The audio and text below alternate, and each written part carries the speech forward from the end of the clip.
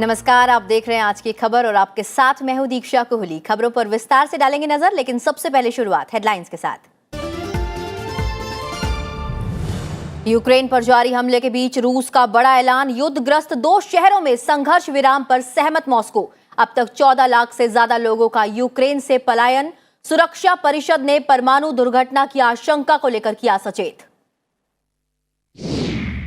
Ukraine के सूमी में फंसे भारतीयों को निकालने का प्रयास जारी। रेड क्रॉस समेत सभी संबंधित पक्षों के संपर्क में भारतीय दूतावास। ऑपरेशन गंगा के तहत भारतीयों की वतन वापसी जारी। मणिपुर में दूसरे चरण का मतदान पूरा, 22 सीटों पर 80% से ज्यादा वोटिंग। उत्तर प्रदेश में अंतिम चरण के लिए थमा चुनाव प्रचार। 9 जिलों की 54 सीटों पर सोमवार को होगा मतदान। ईरान परमाणु कार्यक्रम पर वियना में चल रही वार्ता अंतिम दौर में। संयुक्त राष्ट्र की परमाणु निगरानी एजेंसी के प्रमुख ने तेहरान में अधिकारियों से की मुलाकात। ईरान और 5 देशों के बीच 2015 में हुआ था समझौता। श्रीलंका के खिलाफ मोहाली टेस्ट में टीम इंडिया की स्थिति मजबूत। 574 रन के जवाब में श्रीलंका ने 4 विकेट खोकर बनाए 108 रन। महिला क्रिकेट विश्व कप में कल भारत की भिड़ंत पाकिस्तान से। और हेडलाइंस के बाद अब एक नजर उन खबरों पर जो आज सुर्खियों में रही। रेल मंत्री अश्विनी वैष्णव ने रेल भर्ती परीक्षा में कथित अनियमितता के मामले में रिपोर्ट मिलने के बाद इसके समाधान को जल्द अधिसूचित करने का आश्वासन दिया है। इस मामले में समिति को 4 मार्च तक रिपोर्ट सौंपनी है। केंद्रीय मंत्री गजेंद्र सिंह शेखावत ने जल जीवन मिशन और स्वच्छ भारत मिशन ग्रामीण को लेकर बेंगलुरु में 6 राज्यों और 2 संघ शासित प्रदेशों के मंत्रियों के साथ एक समीक्षा बैठक की। उन्होंने कहा कि देश के हर व्यक्ति को पीने का पानी मुहैया कराया जा सके, इस दिशा में काम किया जा रहा है। पर्यावरण मंत्रालय ने हर एक 80 वर्ग मीटर स्थान में कम से कम एक वृक्ष लगाने का प्रस्ताव किया है, ताकि रिहायशी और वाणिज्यिक निर्माण स्थलों के कुल क्षेत्र का कम से कम 10% क्षेत्र हरियाली युक्त हो। ये नियम 5000 वर्ग मीटर से अधिक क्षेत्रफल की नई इमारत परियोजनाओं, पुरानी बनी इमारतों की मुरम्मत की स्थिति में लागू होगा। ब्रह्मोस मिसाइल के एडवांस वर्जन का सफलतापूर्वक परीक्षण किया गया। मिसाइल का निशाना एकदम सटीक रहा। ब्रह्मोस एक सुपरसोनिक क्रूज मिसाइल है, जिसे भारत और रूस ने संयुक्त उपक्रमण के तहत तैयार किया है। जम्मू कश्मीर के रामबन जिले में पंथियाल के पास पहाड़ी से पत्थरों के गिरने के कारण स्टील की एक सुरंग क्षतिग्रस्त हो गई। वाहनों की आवाजाही 12 घंटे तक बंद रखने के बाद जम्मू श्रीनगर राष्ट्रीय राजमार्ग को यातायात के लिए खोल दिया गया। देश में 15 से 18 वर्ष आयु समूह के 3 करोड़ से अधिक किशोरों को कोविड-19 टीकाकरण पूरा हो गया। कोविड टीकाकरण अभियान के तहत टीकाकरण ने 178 करोड़ 52 लाख का आंकड़ा पार कर लिया है। अब तक 2 करोड़ 4 लाख से अधिक पात्र लोगों को एहतियाती डोज दी जा चुकी है।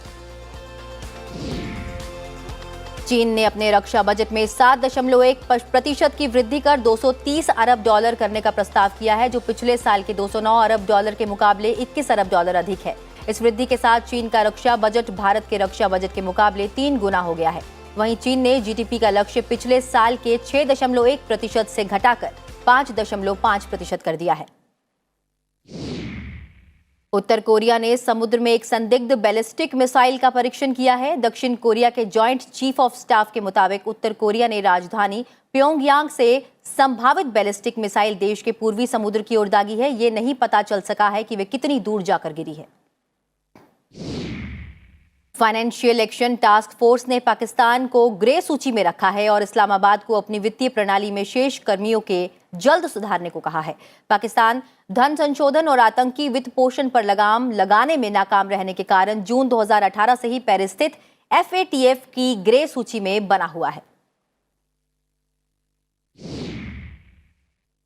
और अब खबरें विस्तार से।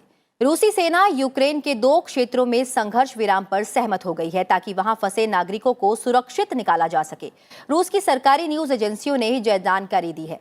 आरआईए, नोवोत्सी और तास न्यूज एजेंसी ने एक बयान के हवाले से बताया है कि मॉस्को यूक्रेनी बलों के साथ कुछ निकासी मार्गों पर संघर्ष विराम के लिए सहमत हो गया है ताकि नागरिकों को दक्षिण पूर्व में रणनीतिक लिहाज से अहम बंदरगाह शहर मरियुपोल और पूर्वी शहर वोल्नोवाखा से सुरक्षित निकालने में मदद मिल सके। हालांकि यूक्रेनी सेना की तरफ से अभी संघर्ष विराम की कोई पुष्टि नहीं की गई है और फिलहाल ये भी स्पष्ट नहीं है कि निकासी मार्ग कब तक खुले रहेंगे। इस बीच रूसी सैनिकों ने यूरोप के सबसे बड़े परमाणु संयंत्र पर आधी रात को किए गए हमले के बाद कब्जा कर लिया है। इस हमले के दौरान वहां पर आग लग गई थी, जिसको लेकर पूरी दुनिया में कुछ समय के लिए परमाणु विकिरण से तबाही होने की चिंता बढ़ गई थी। रूसी सैनिकों ने पूरे इलाके को अपने कब्जे में ले लिया है, लेकिन संयंत्र पर कार्यरत कर्मचारी अपना काम कर रहे हैं। अंतर्राष्ट्रीय परमाणु ऊर्जा एजेंसी के प्रमुख राफेल मारियानो ग्रोसी ने हमले के बाद कहा कि 60% क्षमता के साथ केवल एक रिएक्टर काम कर रहा है। संयुक्त राष्ट्र और यूक्रेन के अधिकारियों के मुताबिक हमले के बाद दमकल कर्मियों ने आग को बुझा दिया है और कोई विकिरण नहीं हुआ है। इस हमले ने दुनिया की चिंता बढ़ा दी और आशंका पैदा हो गई कि 1986 में हुए चेरनोबिल हादसे से भी बड़ी आपदा पैदा हो सकती है। यूक्रेन के राष्ट्रपति व्लादिमीर ज़ेलेंस्की ने कहा कि उन्हें आशंका है कि धमाका सभी का खात्मा कर सकता है। हालांकि स्वीडन से लेकर चीन तक के अधिकारियों ने कहा है कि विकिरण के स्तर में वृद्धि नहीं हुई है। संयुक्त राष्ट्र सुरक्षा परिषद की आपात बैठक में यूक्रेन के संयुक्त राष्ट्र में राजदूत सर्गेई किस्लिस्टिया ने कहा कि आग रूसी गोलाबारी का नतीजा था और उन्होंने रूस पर परमाणु आतंकवाद का आरोप लगाया।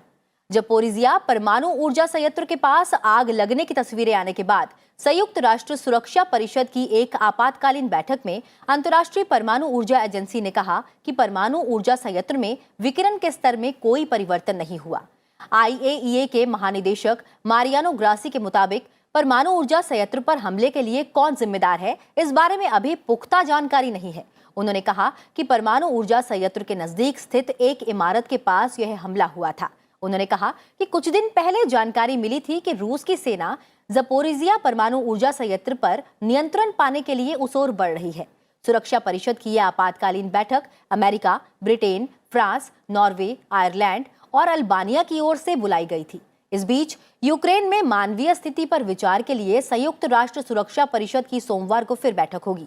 संयुक्त राष्ट्र में फ्रांस और मेक्सिको के दूतावासों ने यूक्रेन में निर्बाध मानवीय सहायता पहुंचाने से संबंधित प्रस्ताव को मंजूरी देने की मांग की है। अमेरिका और उसके सहयोगी देशों ने रूस पर यूक्रेन के सबसे बड़े परमाणु ऊर्जा संयंत्र पर हमला करने और लाखों यूरोपीय लोगों की जिंदगी जोखिम में डालने का आरोप लगाया है। हालांकि रूस ने इन आरोपों को खारिज करते हुए दावा किया है कि परमाणु ऊर्जा संयंत्र के एक प्रशिक्षण सुविधा केंद्र में आग लगाने के लिए यूक्रेन का एक समूह जिम्मेदार था। यूक्रेन और पश्चिमी देशों ने रूस पर ही परमाणु ऊर्जा संयंत्र पर हमले का आरोप लगाया है। इस बीच पूर्वी यूरोप और स्कैंडिनेवियन देशों में विकिरण की स्थिति में मददगार आयोडीन टैबलेट की मांग बढ़ गई है। परमाणु विशेषज्ञों ने चेतावनी देते हुए कहा है कि टेक्नीशियन प्रबंधकों का निर्बाध पहुंचना सुनिश्चित किया जाना चाहिए ताकि परमाणु संयंत्र सुरक्षित तरीके से चलते रहें। अमेरिका के राष्ट्रपति जो बाइडेन ने कहा कि रूस का हमला केवल इस यूक्रेन पर हमला नहीं है, बल्कि यूरोप और वैश्विक शांति पर हमला है। जो बाइडेन ने फिनलैंड के राष्ट्रपति के साथ बातचीत के बाद कहा कि दोनों देश कुछ वक्त से लगातार संपर्क में हैं। उन्होंने कहा कि उन्होंने मिलकर रूसियों के खिलाफ संयुक्त प्रतिक्रिया दी है और यूक्रेन के खिलाफ अकारण और गैर उकसावे वाले आक्रमण के लिए रूस की जवाबदेही तय कर रहे हैं। इससे पहले राष्ट्रपति बाइडेन ने पोलैंड के राष्ट्रपति एंड्रेज हुड्डा से बातचीत की और रूस के यूक्रेन पर हमले के खिलाफ देशों की प्रतिक्रिया पर भी बातचीत की। इस बीच विदेश मंत्री एंटनी ब्लिंकन ने ब्रसेल्स में कहा कि अमेरिका ने यूरोप में अतिरिक्त 7,000 सैनिकों को भेजा है और नाटो के पूर्वी बेड़े को मजबूत करने के लिए अपने बलों की तैनाती में कई बदलाव किए हैं। अंतर्राष्ट्रीय प्रवास संगठन ने कहा है कि युद्ध शुरू होने के बाद यूक्रेन छोड़कर जाने वाले लोगों की संख्या बढ़कर 14 लाख के पार पहुंच गई है। यूक्रेन से लोग जिन देशों में पहुंचे हैं, वहां की सरकारों से प्राप्त आंकड़ों का हवाला देते हुए संयुक्त राष्ट्र की एजेंसी ने कहा कि उनमें से 7,87,000 लोग पोलैंड गए हैं। इसके अलावा करीब 2,28,700 लोग मोल्डोवा, जबकि 1,44,000 से ज्यादा लोग हंगरी, वहीं 1,32,600 लोग रोमानिया और 1 लाख लोग स्लोवाकिया गए हैं। एजेंसी ने कहा कि 138 देशों के नागरिक यूक्रेन की सीमा पार कर पड़ोसी राष्ट्रों में गए हैं। रूस यूक्रेन युद्ध के बीच मॉस्को ने फेसबुक के साथ ट्विटर और यूट्यूब को देश में ब्लॉक कर दिया है। इन सोशल मीडिया प्लेटफॉर्म्स पर रूसी कंपनियों के साथ भेदभावपूर्ण रवैया अपनाने का आरोप है। वहीं फेसबुक की ओर से जारी बयान में कहा गया है कि रूस ने अपने निर्णय से लोगों को विश्वसनीय जानकारी से वंचित कर दिया है। यूक्रेन में भारतीय दूतावास ने कहा है कि वो पूर्वी यूक्रेन के शहर सूमी से भारतीय नागरिकों को सुरक्षित निकालने के लिए हर संभव तरीके तलाश रहा है। दूतावास ने कहा कि वो यूक्रेन में फंसे भारतीयों को निकालने के लिए निकासी मार्गों की पहचान के वास्ते रेड क्रॉस समेत सभी संबंधित वार्ताकारों के संपर्क में है। सूमी उन संघर्ष क्षेत्रों में से एक है जहां रूसी और यूक्रेनी सेनाओं के बीच भीषण लड़ाई देखने को मिल रही है। दूतावास ने कहा कि जब तक हमारे सभी नागरिकों को बाहर नहीं निकाल लिया जाता, तब तक नियंत्रण कक्ष सक्रिय रहेगा। सुरक्षित रहें और सशक्त बने रहें। The main focus is now on Sumy. This is a little in the northeast on the border with Russia. Now here, of course, this has been in the news a lot, and we are exploring multiple options for evacuating our citizens, students out of there. But let me reiterate, the main challenge remains the ongoing shelling there, ongoing violence there, and the lack of transportation, primarily. But even more the transportation, I think it's a problem of having a secure and safe way to get them out while they're not under threat. Arindam Bagchi की बात आप सुन रहे थे। बढ़ते हैं आगे। Operation Ganga के तहत यूक्रेन से अब तक 13,000 से अधिक भारतीय नागरिकों को निकाला गया है। यह अभियान युद्ध स्तर पर जारी है। रूसी सेना के हमले के मद्देनजर यूक्रेन का हवाई क्षेत्र 24 फरवरी को ही बंद कर दिया गया। इसके बाद यूक्रेन के पड़ोसी देश रोमानिया, हंगरी, स्लोवाकिया और पोलैंड से विशेष उड़ानों के जरिए फंसे हुए भारतीय नागरिकों को वापस लाया जा रहा है। अभियान ऑपरेशन गंगा के तहत अब तक वायु सेना की 10 विशेष उड़ानों के जरिए 2056 भारतीयों को स्वदेश लाया जा चुका है। Then I went to Lviv and then to Poland and then today I came back to India. Embassy has provided all the possible arrangements they could do to get us out, provided us with food, accommodation, travel facilities, everything, and a big thank you to them. Indian government, I'm very thankful of Indian government. The nights in bunker were terrible. We can hear the shellings, we can hear the firings, everything. और वतन वापसी के पास राहत की सांस लेते ये छात्र। बढ़ते हैं आगे। अब विधानसभा चुनाव से जुड़ी हुई खबरों पर डालते हैं एक नजर।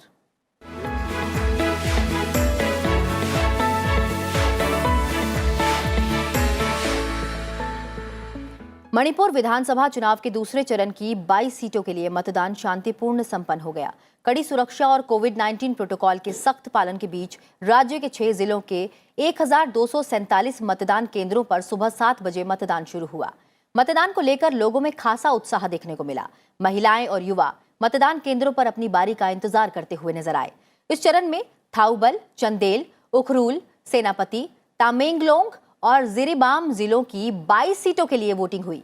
मणिपुर विधानसभा चुनाव के दूसरे चरण में 80% से ज्यादा वोटिंग की खबर है। शुरुआती मतदाताओं में कांग्रेस नेता और पूर्व मुख्यमंत्री ओ इबोबी सिंह ने थौबल जिले में अपना वोट डाला। इन चरण में 92 उम्मीदवारों की राजनीतिक तकदीर का फैसला होगा। इनमें बीजेपी के 12, कांग्रेस के 18, नेशनल पीपल्स पार्टी के 11, जेडीयू और नगा पीपल्स फ्रंट के 10-10 उम्मीदवार शामिल हैं। उत्तर प्रदेश विधानसभा चुनाव के 7वें और अंतिम चरण का प्रचार थम गया है। 9 जिलों की 54 विधानसभा सीटों पर सोमवार को वोट डाले जाएंगे। ये जिले हैं मऊ, आजमगढ़, जौनपुर, गाजीपुर, वाराणसी, चंदौली, मिर्जापुर, सोनभद्र और भदोही। 7वें और अंतिम चरण में कुल 613 उम्मीदवार मैदान में हैं। उत्तर प्रदेश में 7वें चरण के लिए चुनाव प्रचार खत्म हो गया है। इन सबके बीच केंद्रीय गृह मंत्री अमित शाह ने दिल्ली में पार्टी कार्यालय में संवाददाता सम्मेलन को संबोधित किया। उन्होंने कहा कि उत्तर प्रदेश, उत्तराखंड, गोवा और मणिपुर में बीजेपी सत्ता में दोबारा वापसी कर रही है, जबकि पंजाब में बीजेपी की स्थिति पहले से बेहतर होगी।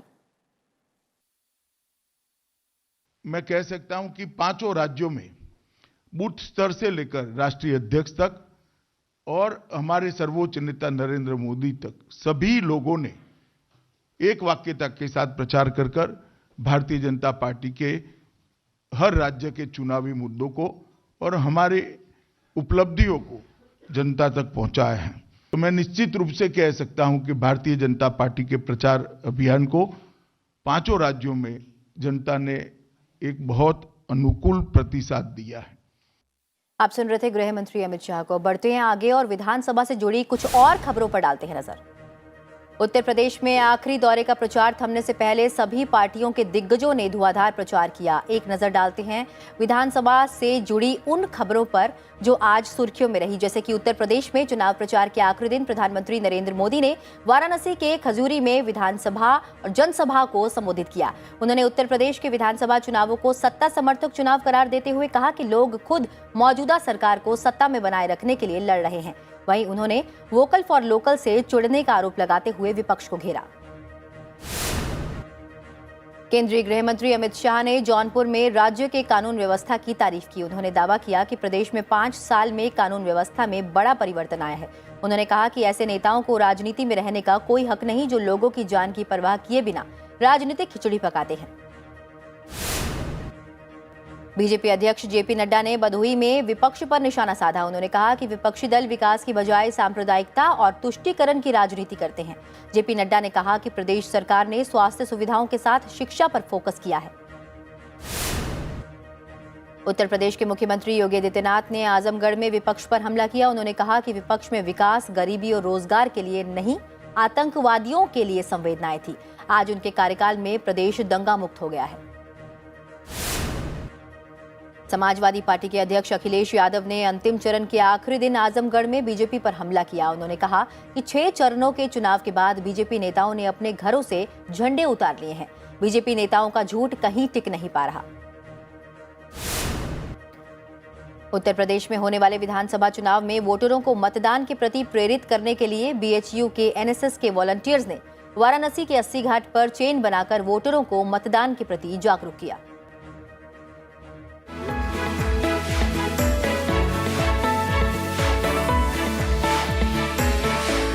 बढ़ते हैं आगे और अब बात करते हैं राज्यों से जुड़ी हुई खबरों की।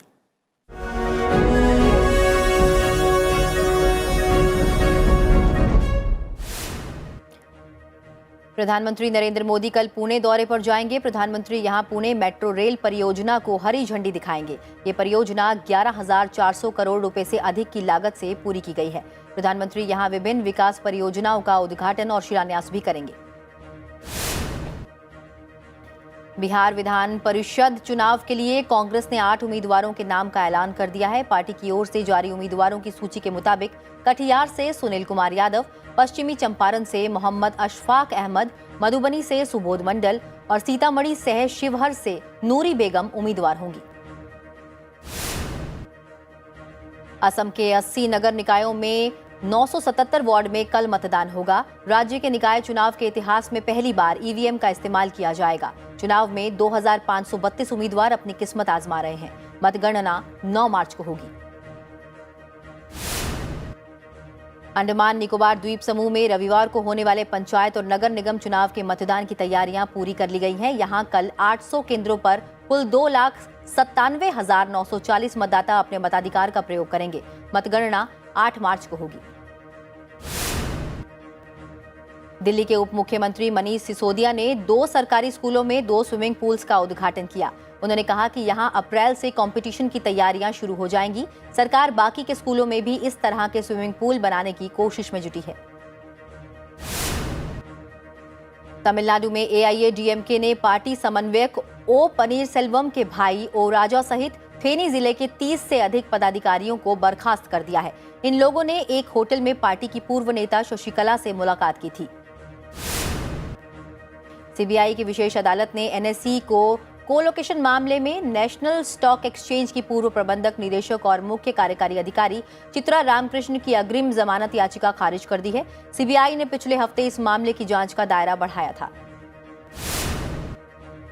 देश की परिवहन प्रणालियों के विद्युतीकरण को बढ़ावा देने की नीति आयोग और national highway for electronic vehicle core group की बैठक हुई। इसमें बताया गया कि एनएचईवी जयपुर दिल्ली आगरा ई हाईवे के साथ एक ग्रीन चार्जिंग हब का निर्माण कर रहा है।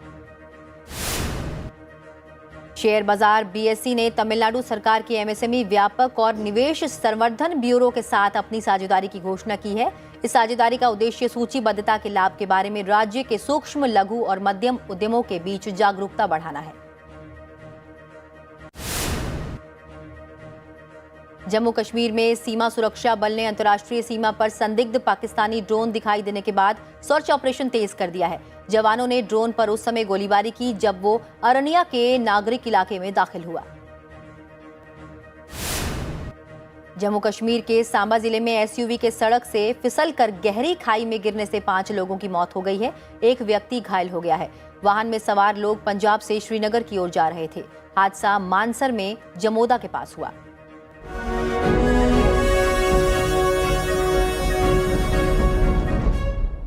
अब नजर कुछ और खबरों पर।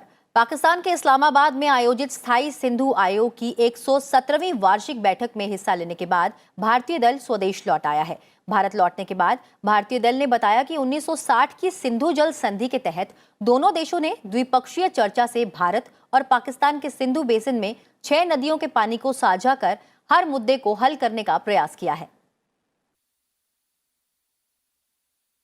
हमने बताया कि हमारे हिसाब से अभी भी हम उस बात पे कायम हैं कि हमारा जो प्रोजेक्ट्स हैं वो ट्रीटी के फुल्ली कॉम्प्लायंट हैं, ट्रीटी को पूरी तरह से पालन करते हैं।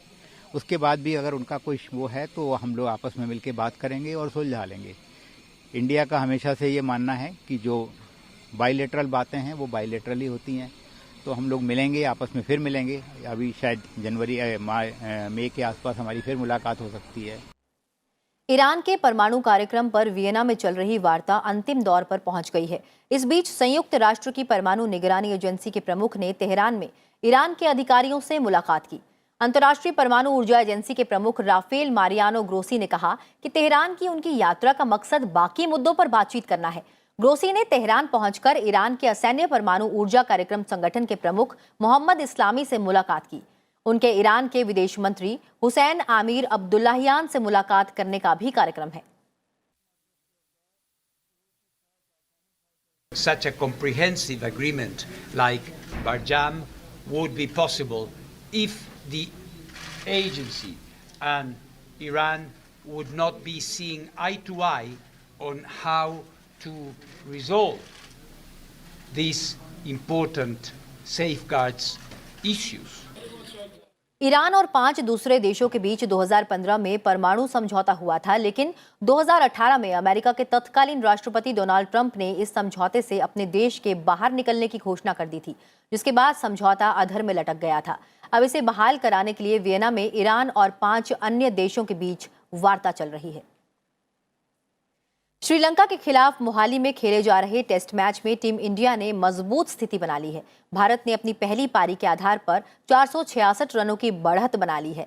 इससे पहले रविंद्र जडेजा के 175 रन की नाबाद पारी के दम पर 574 स्कोर पर टीम इंडिया ने अपनी पहली पारी घोषित की। इसके जवाब में श्रीलंका ने दूसरे दिन का खेल खत्म होने तक 4 विकेट खोकर 108 रन बनाए। मोहाली में टेस्ट मैच शुरू होने से पहले शेन वॉर्न को श्रद्धांजलि दी गई। शेन वॉर्न के निधन पर शोक की लहर मोहाली टेस्ट के दूसरे दिन के खेल में भी दिखी, जहां भारत और श्रीलंका के खिलाड़ी बाहां पर काली पट्टी बांधे मैदान पर उतरे। वहीं न्यूजीलैंड में महिला विश्व कप का आगाज हो चुका है। आईसीसी महिला क्रिकेट विश्व कप 2022 में रविवार को भारत का मुकाबला पाकिस्तान से होगा। टीम इंडिया पिछले कुछ समय से अच्छा परफॉर्म कर रही है, लिहाजा भारत वर्ल्ड कप में जीत के साथ आगाज करना चाहेगी। और बुलेटिन में फिलहाल इतना ही। चलते चलते आपको छोड़ जाते हैं गुलमर्ग में भारतीय सेना के सहयोग से आयोजित 3 दिवसीय शीतकालीन उत्सव की तस्वीरों के साथ। फिलहाल मुझे दीजिए इजाजत। नमस्कार।